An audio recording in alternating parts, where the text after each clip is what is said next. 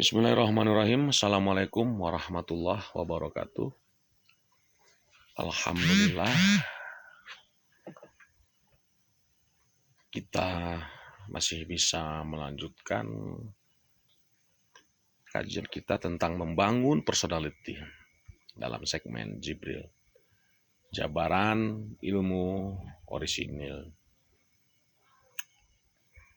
Sahabat, dalam membangun personality ini mungkin ada paradigma yang kita luruskan, ya.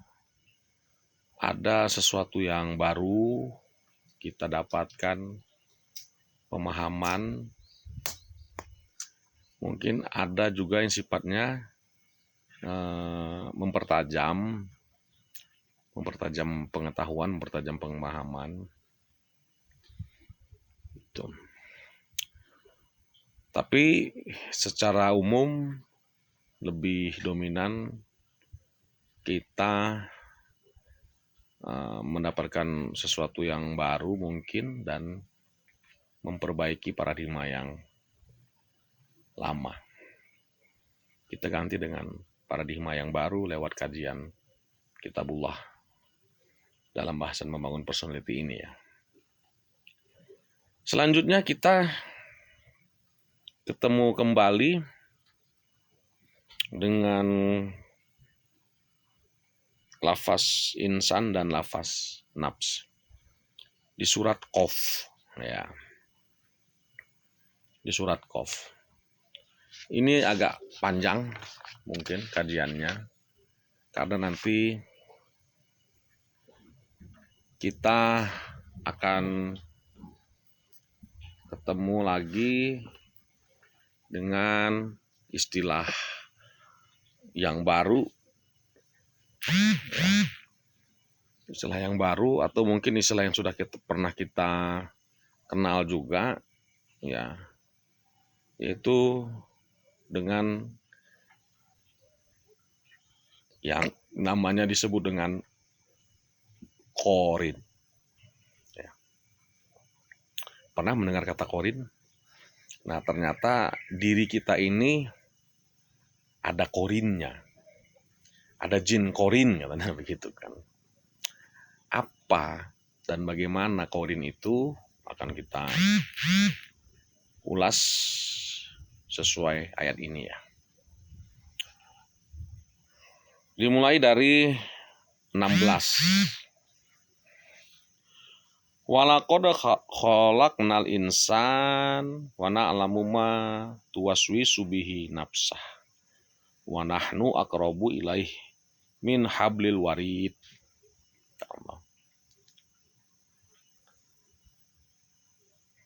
Aku yang menciptakan insan dan aku yang mengetahui apa yang diwaswasinya. Jadi insan itu mewaswasi nafsnya, ya. Ma tuwaswisu bihi nafs. Nah, jadi ada insan, tapi insan itu mewaswasi nafsnya. Jadi insan yang mewaswasi nafs, bukan nafs yang mewaswasi insan, ya. Kemanusiaan kita lah yang kemarin sudah kita bahas, yang selalu membimbangi, membuat diri kita ini menjadi bimbang, penuh keraguan-raguan, rasa kemanusiaan itu, ya. Nah, jadi insan yang mewaswasi nafs. Walau cacat sekalipun, ya, nafs ya tetap nafs. Sebab cacat itu kan anggapan orang, bukan anggapan Allah. Orang nggak punya tangan misalnya sebelah, dibilang cacat. Apa betul kata Allah cacat? Apa betul cacat? Berapa banyak manusia yang normal dikalahkan oleh orang cacat. Jadi siapa sebenarnya yang cacat? Ayo. Ya toh? Nah, itu. Di sini juga dikatakan wa nahnu aqrabu ilaih min hablil warid. Hablu itu ikatan, ya. Artinya ikatan.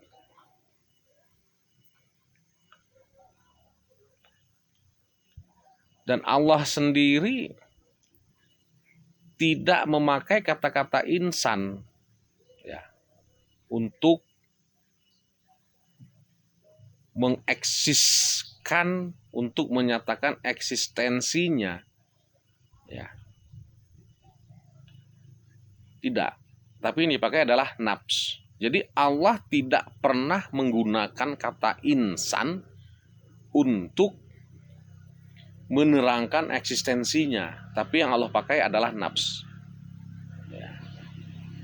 Kataba ala nafsihi rahmah, bukan kataba ala insani rahmah, enggak gitu. Aha.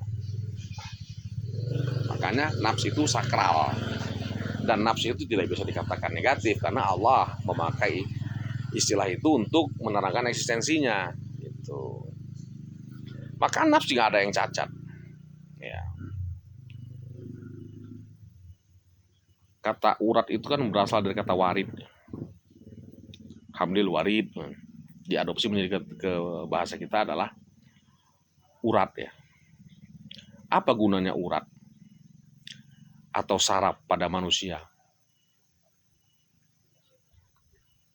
Urat atau saraf pada manusia itu berguna sebagai sensorik dan motorik. Ya. Hablu itu ikatan. Manusia secara fisik terikat pada uratnya. Ya. Kalau pada binatang yang dipotong itu kan uratnya kan, bukan kepalanya. Jadi potong lehernya sampai terputuslah uratnya. Begitu.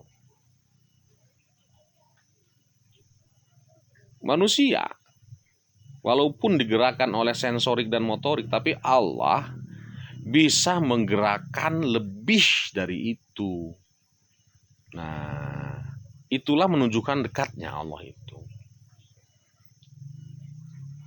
Karena sudah kita katakan Allah itu, kedekatan kita dengan Allah itu dihubungkan dengan ruh.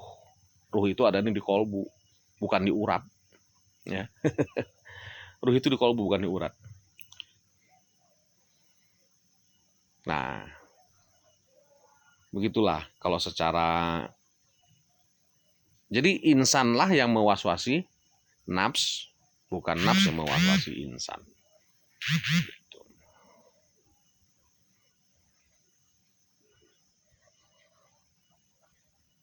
Nah, di ayat selanjutnya Allah menerangkan, mengilmiahkan sistem taunya. Kan di sini katakan wa na'lamu ma tuwaswisu bihi nafs. Bagaimana sistem taunya Allah dan bagaimana dia mengilmiahkan yang dia tahu. Ya. Allah terangkan nafs akan jumpa atau menjumpai dengan dua zona pada dirinya, yaitu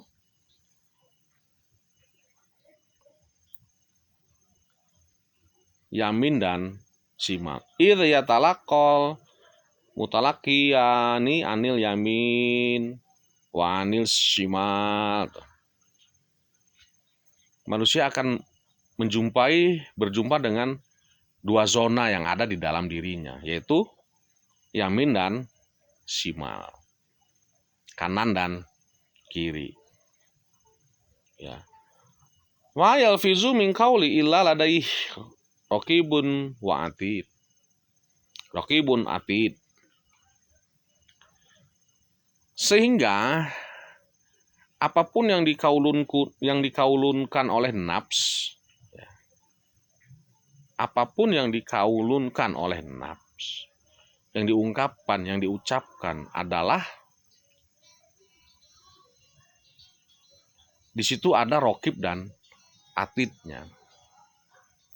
Gitu.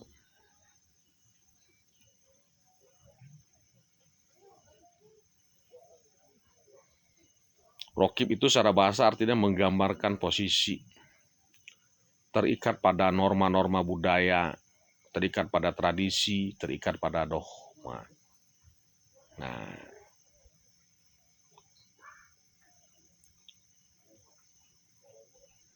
kalau dalam paradigma primordial kan yang mencatat amal baik dan amal buruk, katanya begitu ya.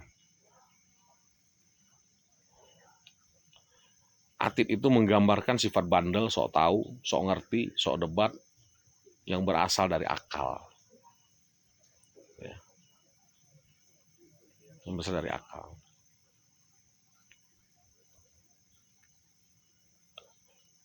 Gitu. Makanya selalu ada dua sisi dalam diri kita kan. Ada dua sisi. Ada sisi rokib dan sisi atid.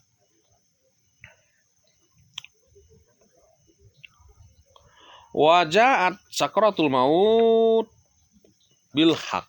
Sampai datanglah kondisi sakaratul maut. Ya. Di ayat 19-nya. Di ayat 20-nya itu menerangkan tentang sakaratul mautnya itu. Sakaratul maut itu adalah sesuatu yang pasti. Wa nufikha fis-sur zalika yaumul wa'id. Wah, itu artinya pasti. Nah, di 21-nya, ya, di ayat 21-nya, waja'at kullu nafsin ma'aha sya'iku wa syahid. Pada saat kondisi sakaratul maut itu terjadi, dimensi aslinya, kepribadian aslinya, yaitu muncullah. Ya. Muncul dimensi aslinya, itu siapa? Syahid, ya, syaik dan syahid. Nah, jadi setiap orang sakaratul maut itu dia akan menunjukkan kepribadian yang asli.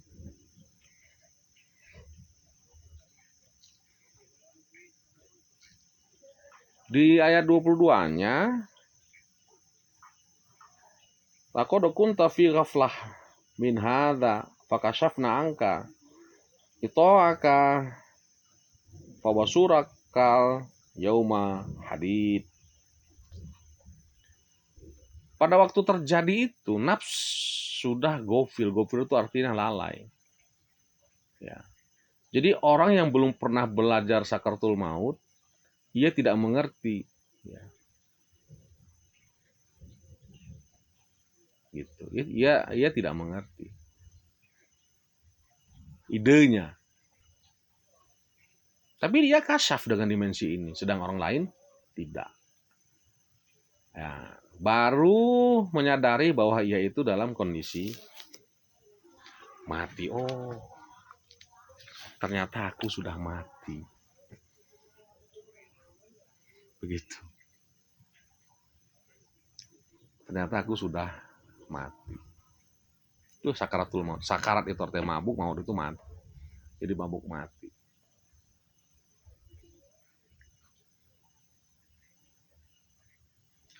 Pada saat itu, ya, pada saat seperti ini, waqala qorinuhu, tuh, berkatalah korinnya. Berkatalah korinnya. Hadza ma ladayya atid. Inilah catatan amal yang tersedia di sisiku. Tuh korin yang ngomong. Ya. Berarti yang menggiring ia selama ini adalah korin. Jadi korinlah yang selama ini mengendalikannya. Gitu.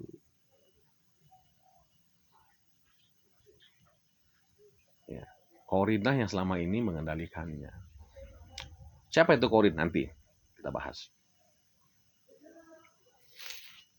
Kata Allah, Al-Qiyah fi jahannam kulla kafarin anit. Ya, itu sampai 25 tuh kan. Mana'il lil khair. Mu'tadim murib. Itulah si kafir-kafir itu, si jahanam itu. Nah, jadi kafir itu ya orang yang tadi kan, yang di luar garis standarnya Allah, disebutnya bandel tuh kan. Nah, si bandel-bandel itu. Ya, karena apa? Kenapa dia disebut kafir? Karena dia alladzi ja'ala ma'allah ilahan akhar, yang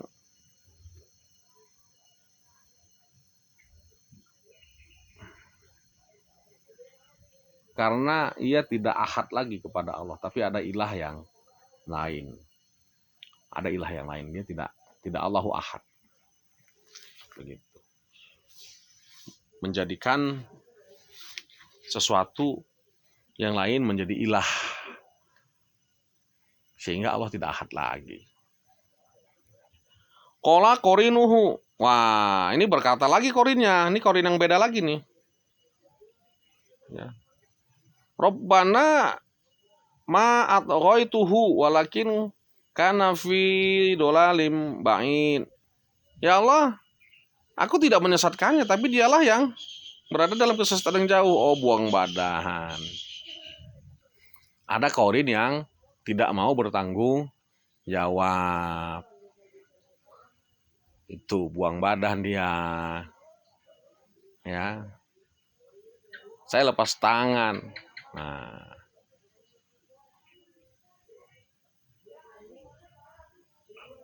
Iya. Split personality ini kan. Apa kata Allah? Jangan kalian bertengkar di hadapanku. La taksimu ladaya, jangan kalian bertengkar di hadapanmu. Wa qad qaddamat ilaikum bil wa'id. Ya. Jangan. Saat ini tidak ada lagi ya, saling sangkal menyangkal. Apapun yang dibilang itu, itulah yang dikidamkan. Nah, artinya berbicara kidam kemarin berarti dia sudah mengkidamkan dirinya seperti ini. Jadi kata Allah, ma yubaddilul qaula ladayya wa ma ana bizzalamin lil abid. Aku nggak pernah zolim. Pokoknya aku tidak pernah menzolimkan. Kalianlah yang membentuk alter ego itu. Ngerti nggak sahabat? Pusing ya. Jadi ginilah mudahnya ya. Saya sederhanakan bahasanya. Jadi dalam diri kita ini ada yang netral. Ya. Ada yang netral. Ada yang menyatakan yang jelek-jelek. Ya. Ada yang nggak mau tanggung jawab, lepas tangan. Itulah korin itu. Yang disebut dengan alter ego itu. Ya. Jadi sudah dikasap. Sebenarnya Allah sudah membuka ilmunya seluas-luasnya. Cuman kita yang tidak mengakses ilmunya itu. Nah, jadi ada yang netral, ada yang jelek-jelek, ada yang lepas tangan. Ini dalam diri kita tidak terlepas dari hal itu. Inilah yang harus kita itikafi, kita kontemplasi. Sifat kemanusiaan kita itu sifatnya mewaswasi. Ya, itu selalunya mewaswasi apa dan bagaimana kehidupan yang akan kita tempuh. Nafsu itu sebenarnya sawaha gitu. Tapi dia peka terhadap segala masukan. Maka antisipasinya, terimalah masukan yang dari Allah. Begitu. Masukan itu dengan pengaruh ya. Pengaruh bisa menciptakan kepribadian. Jadi kepribadian seseorang itu sangat tergantung dengan apa yang mempengaruhinya. Kalau dia dipengaruhi oleh insan, maka terciptalah si korin-korin tadi. Ya. yang ada yang sok tahu, ya kan? Ada yang sok bela, ada yang buang badan gitu. Jadi manusia itu memang bisa menciptakan kepribadian dari dirinya sendiri.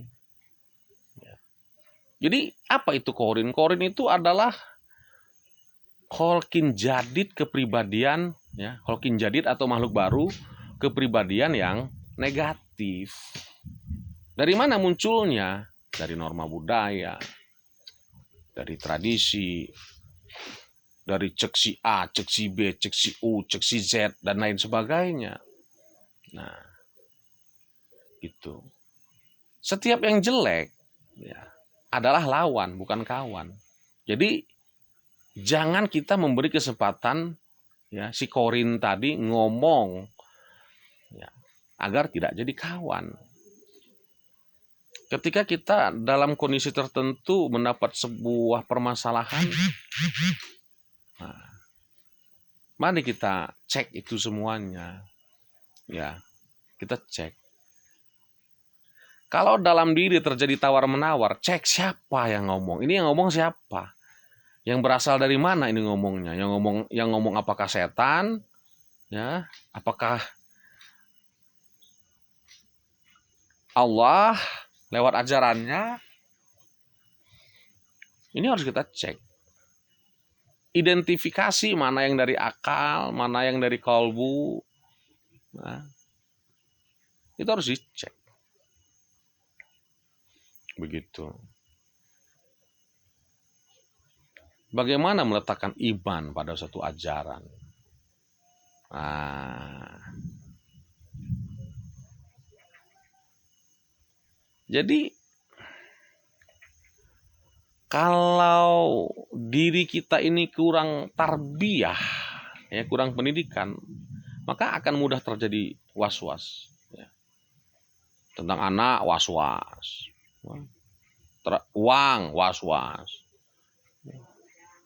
banyak uang harusnya senang malah was-was nih. Bagaimana ini nanti begini, nanti begitu, nanti begini. Ketika banyak uang takut kekurangan. Ketika kurang uang lebih lagi gitu kan. Nah, akhirnya berkawan dan berkawin dengan korin. Gitu. Sudahlah azab mengawinin korin, ya.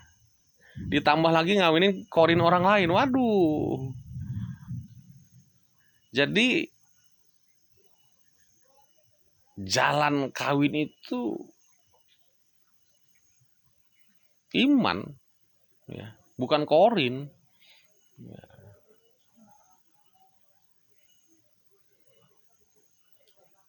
Begitulah sahabat kira-kira. Jadi ini perlu kita kenal, perlu kita iktikafi, perlu kita evaluasi setiap detik, setiap menit, setiap jam, apa dan siapa yang membentuk diri kita ini sebenarnya. Gitu. Ada beberapa kemungkinan. Ya. Kalau pengaruh itu, masukan itu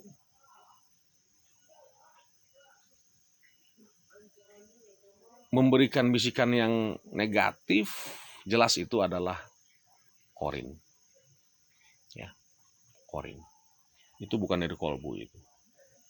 Tapi kalau memberi pengaruh yang positif, nah itu sudah jelas berasal dari kolbu.